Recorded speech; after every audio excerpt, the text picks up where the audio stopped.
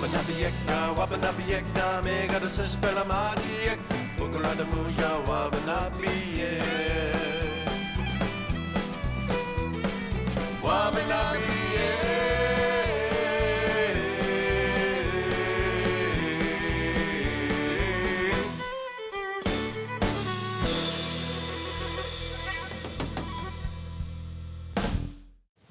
Gwayim Sit Win. We're here in Kejimkujik National Park, and we are here with Ursula Johnson. Gway, Ursula, Medawalain. Gway Jarvis, Wale, Garagil. Wale. Ursula, I'd like to ask you about Kejimkujik, your role here, the type of work you do. Please share with us. Yeah, thank you, Jarvis.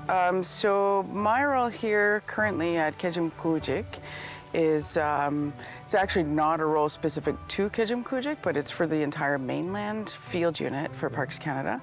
I'm the Mikmaw Relations Advisor, but my office is based out of Kejimkujik. And so some of the things that I do in my work is I work between the Mikmaw communities and Parks Canada, kind of in a bit of a liaison perspective, where we support a lot of the initiatives that are coming forward with regards to rights and reconciliation. And so Parks Canada and the Mikmaw Nova Scotia are currently in a process of what's referred to as an RRA, or a rights and reconciliation arrangement. And so my office is essentially the secretariat for those functions and to support, the development of that. We also support a number of different programs across many departments within Kejimkujik National Park and National Historic Site, as well as the other historic sites in the mainland field unit, such as the Halifax Defence Complex, the Southwest Nova Historic Sites, Sable Island. Although it's not a part of the arrangement, we still provide a lot of support, and much of that is by way of cultural education, teaching about protocols, different things with regards to what is it like for non-Indigenous people that are working in public service to begin to further develop relationships as we move closer to this arrangement. And prior to that, I worked specifically for Kejimkujik as an interpreter. So I started with Parks in 2010 as a guide for Kejimkujik, and it was a lot of education programming, very public-facing, working with the audience, that was coming to programs that we had, canoeing, hiking, biking programs. So I've worked in, many of the areas that we currently work with in departments by working in visitor services with interpretation specifically, because interpretation is so all-encompassing of the many departments. So it was really great to have already established network within Parks Canada before coming into this new role, which is also a new department. That's a beaver trail. What? Yeah, those beavers leave all their little sticks and everything that they bring there.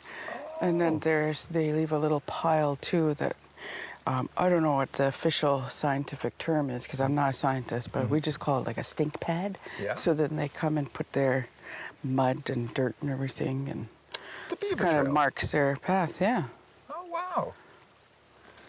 I don't see any dams around here, though. No, so if you go out the lake and then go around the other side and up towards the Mersey, it's not a dam, but there's a lodge there. Yeah.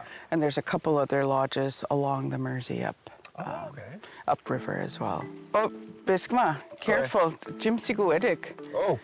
There's poison ivy all in here, so don't step too far into the grass there.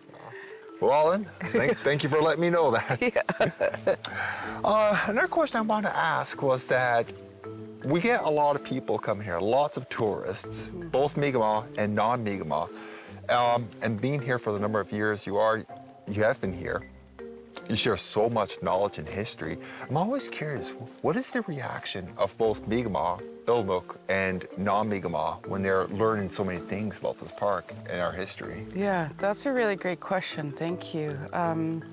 There's so many people that, come to this place of Kejimkujik for all different kinds of reasons. We have the history buffs that come here because they learn about Mi'kmaq culture and the cultural landscape here. that are both Mi'kmaq and non-Mi'kmaq. We actually have, believe it or not, a lot of educators because the summertime, you know, teachers have vacation and break. So things like the Petroglyph Tour, for instance, which is booked solid every single day, like all through the summer, a lot of them are teachers that come here with their families and they want to learn about the history, they want to learn about the petroglyphs, about the portages and traditional encampments and everything. And then we also have a lot of people that are just like nature enthusiasts. And we have many different types of ologists that come here for their, you know, their summer vacations as well. So there's people that, because there's so much geology here, biology, you know, the ecology, all of the different things, and archaeology as well. And so the places that they come here for the information that they're seeking from the non-Mi'kmaq community, they want to continue to support their learning educations. You know, at this place where we are, which I often refer to as post-TRC, you know, the Parks Canada has done a number of things to support educational incentives and initiatives with regards to the calls to action. And so specifically education programming that we have, there's partnerships with Mi'kmaq communities and organizations to help bring that information out. What we're noticing now is that a lot of people from the Mi'kmaq communities are also coming to Kejimkujik because they have come here historically for a long period of time, but the visitorship of Mi'kmaq citizens is growing, which makes me very excited as somebody who's a Mi'kmaq person. You know, seeing people from my community or even your community. You know, I've spent quite a bit of time, the first part of my life was in Whalesong, you know, and so when we have visitors that come into Kejimkujik and arrive at that gate and they're greeted with hello, bonjour, gwe, you know, then they're like, oh, wow, you know, or you drive in and you say, chilasi, you know, then they're like, wow, this is really neat. And so the excitement to learn about the cultural landscape in Kejimkujik, I would say, is just as equally anticipated or sought after by both Mi'kmaq and non-Mi'kmaq. I find something that Parks Canada does really well is to support that nation-to-nation relationship with regards to educating everybody. But we can just kind of walk, we'll go a little bit this way. There's some visitors here that are in there, so we'll just be mindful.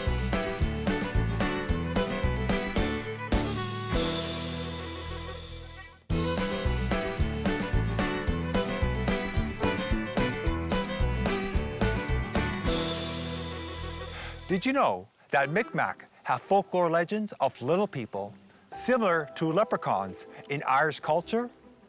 They're the Wugalamuj, usually known as being mischievous with fun pranks, rather than malicious or violent. Some say they were evil, others consider them nice, and they would help you if you got lost in the woods. They're revered and feared because they played an important role in Mi'kmaq mindset with respect to being respectful and sensible behavior. If one misbehaved towards another, a fear arose because that person doesn't know what tricks the Wugalamuj would do to them to restore the respect and balance that was broken by the misbehavior. When I was a child, I was told to never go into the woods alone at night. If I did, the Wugalamuj would take me away, turn me into one of them, and I would never be seen again. To this day, being alone in the woods at night scares me. Actually, if you go out this way and then go left, there's more petroglyphs there.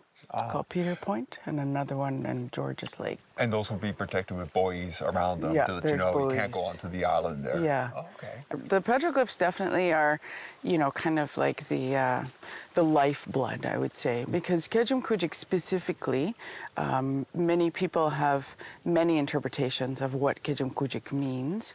In our language of Mikmaw, you know, K's are often pronounced as G, so we call it Kejimkujik, right?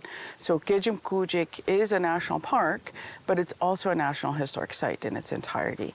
And a part of the things with regards to the National Historic Site is the protection of cultural resources, such as the petroglyphs. And the petroglyphs, there's over 500 recorded petroglyphs in Kejimkujik, which is actually the largest it's the largest collection of petroglyphs anywhere on the eastern seaboard of North America. And actually on this lake, right across here, there's a number of buoys that you'll see that let people know not to go into a restricted area because we need to protect these petroglyphs. You know, the historic site designation is based upon over 4,000 years of occupancy by Mikmaw peoples here. And in speaking with a number of community elders and knowledge keepers through the capacity of my relations work, you know, we've come to understand that Kejimkujik is recognized as the homelands of Mikmaw, you know, because there's this large freshwater lake in the middle of the peninsula of Nova Scotia where there's river systems that come to all different areas. So we know that, you know, a long time ago, Mikmaw were coastal and they would come inland, and this is often referred to, you know, very lovingly as winter camp. And because during winter people would come here, but it was often, you know, during the fall season, so they would follow the fish that were coming in. And so there's petroglyphs you can trace kind of all the way along with traditional portage routes, encampments, habitation sites. And so the petroglyphs here are a huge draw where there's thousands of people that have come to visit the petroglyph. In 2014, there was an interim arrangement that was signed between Parks Canada and the Mikmaw Nova Scotia to develop a Mikmaw Advisory Committee. So that advisory committee has provided support by way of speaking about how we can protect those petroglyphs further. And so a part of those agreements and the terms of reference that were established is to restrict the area, because prior to that, you know, people could come and go as they wanted. But because the petroglyphs are on slate, which is a very soft stone, they're very susceptible to damage. And so the advisory committee had said, we'll restrict the area to make sure that people don't come in, you know, as they want to. We have patrol officers that are there, wardens, ambassadors, different people play a function in helping to protect those petroglyphs. The petroglyphs here are so fascinating because it's a visual depiction of our historic stories on this landscape. So you see things that talk about times of contact. There's a lot of ships. There's even many symbols from Christianity, for instance. There's lots of animals, fish, different things like that. What would be the protocol? So with these petroglyphs are on the protected island with a weaker rock, if people or Mikmaw or whoever still wanted to see them, are they like closed off forever, or is there protocols on still visiting them but special ones taken?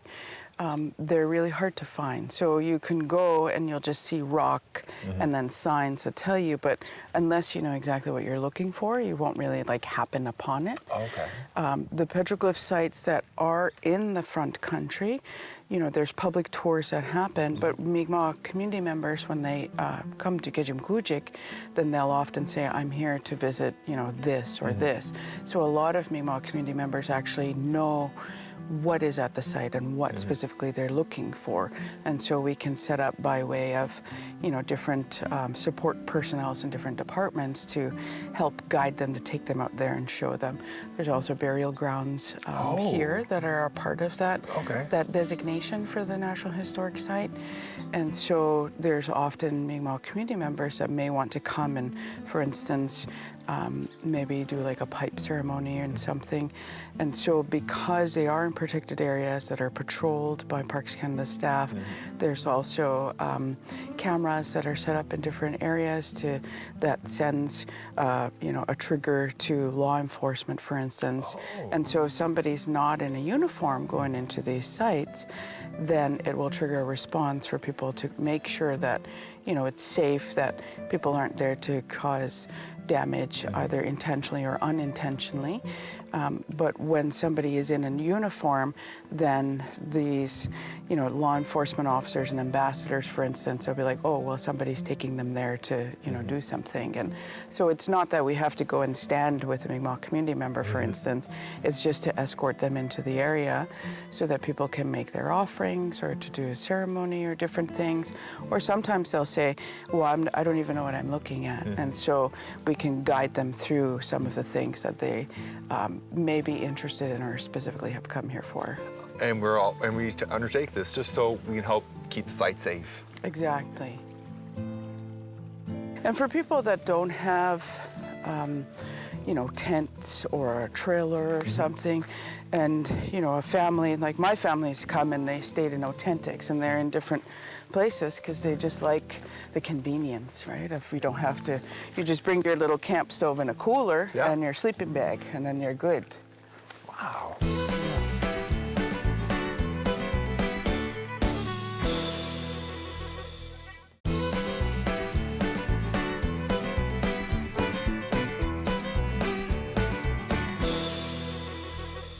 Did you know when building a birch bark canoe, the canoe builder will actually use the white side on the inside of the canoe? This is because the beige side of birch bark is very water resistant. So sometimes in television shows and in movies, you'll see the white on the outside. And this is only because it looks pretty, it's very appealing. But in practice, you actually would not do that. When I look at a map of Kejimkujik, when we got to this location, we drove here, but I understand this is just a fraction of it. There's so much more here that's inaccessible by vehicle, and folks would have to find other ways to get to other parts of the park. How would we be doing that? Yeah, so the Kejimkujik National Park and National Historic Site, which also is a dark sky preserve, I forgot to mention, through the Royal Astronomical Society of Canada. So it's kind of like like a triple header, right? Yeah. So Kejimkujik, the front country, which you can access by vehicle, which has all of the camping areas and kind of, the concessions and services, is just less than 10% of the entire area of Kejimkujik. So just over 90% of the park is only accessible by canoe or by foot. So there's a number of backcountry areas that not only are used present day by visitors who come here, looking to explore different aspects of nature, but also might be history buffs and have learned about something that they would like to explore, such as traditional waterways and portages, for instance. There's so much of Kejimkujik that is not visited on a regular basis, but the cultural integrity and the richness of the cultural resources, including the stories, on the landscape, is just overwhelming to think about. And any opportunity that anybody has to go out into the backcountry is really, it's unlike anything. From my perspective as somebody who's Ulnu, I think about our people and our ancestors who lived on that landscape, who didn't have refrigeration, didn't have the luxury of vehicles. They would travel by birch bark canoe. The grocery store and the pharmacy is all here. And having that knowledge of understanding the plants, the animals, the relationships that they have with each other, but how they can sustain us as Ulnu, I think is something that is really important. And it's also the premise of the work that we do here in that nation-to-nation relationship between Mikmaw and Parks Canada, is to talk about how can we share some of this knowledge, this information, while keeping in mind things like OCAP principles, for instance, and making sure that traditional knowledge practices of how, when to harvest and process and create medicines, for instance, it's important for the Ulnu communities to have that knowledge, but it's also important for the non-Ulnu communities to understand how that knowledge works and why it's important for it to be safeguarded for future generations.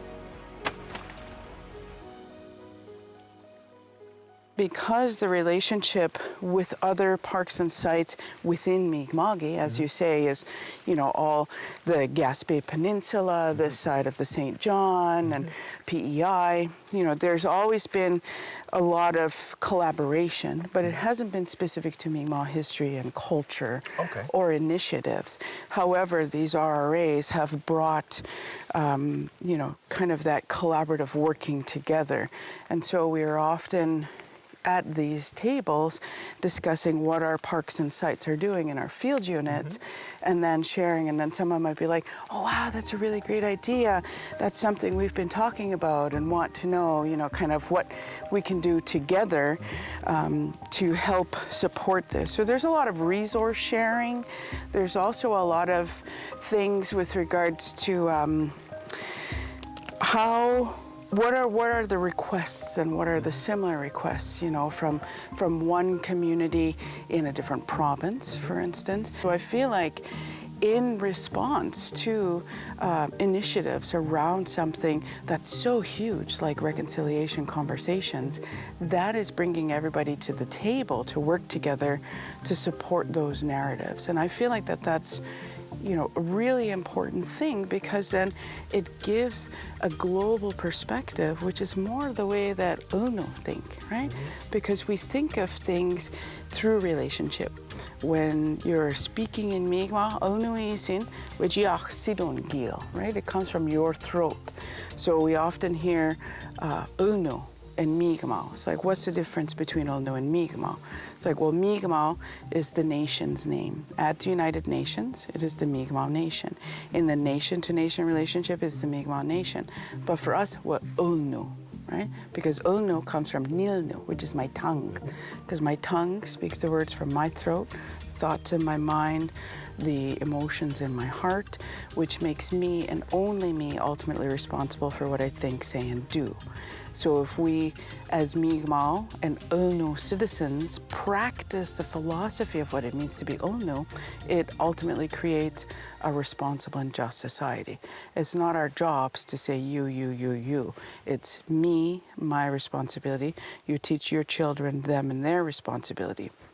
So taking Ulnu philosophies and putting them into spaces like Parks Canada, for instance, helps to facilitate something like Edwaptamamk, right? Where something like conservation practices, for instance, there's a Western science that you follow the conservation practice, but when you think about relationship with regards to ecology and biology from an Ulnu perspective, when you bring those two perspectives together of, Western science and the Ulnu perspective, then it creates a very holistic approach.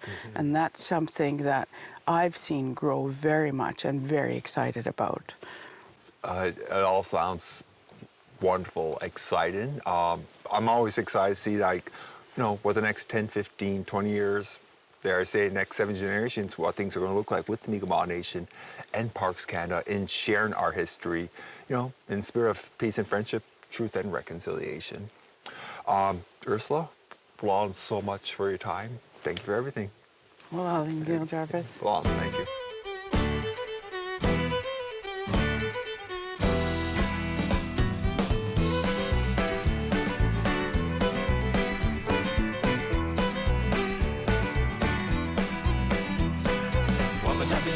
Wabanabiekna, mega the Sespelamadiek, Bukulana Muja, Wabanabiek. Bukulana Muja, Wabanabieka, Bukulana Muja, Wabanabiek, Bukulana Muja, Wabanabiek. Bukulana Muja, Samwayeka, Bukte, which you wabba Samwayak, Bukulana Muja, Wabba Samwayek. Wabanabiekna, mega the Sespelamadiek, Bukulana Muja,